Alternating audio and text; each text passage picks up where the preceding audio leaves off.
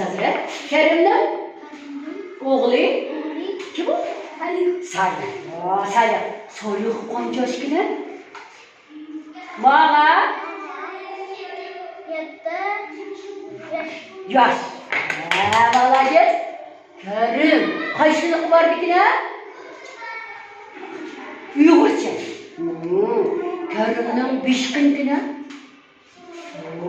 Çiç. Kerim'nin gözü kırı. Kerim'den Salih. Ağzı kırı, ağzı. Kulu kırı Kerim'nin. Kulu. Egebanlardan kulu kırı. Hani Kerim özü değdi.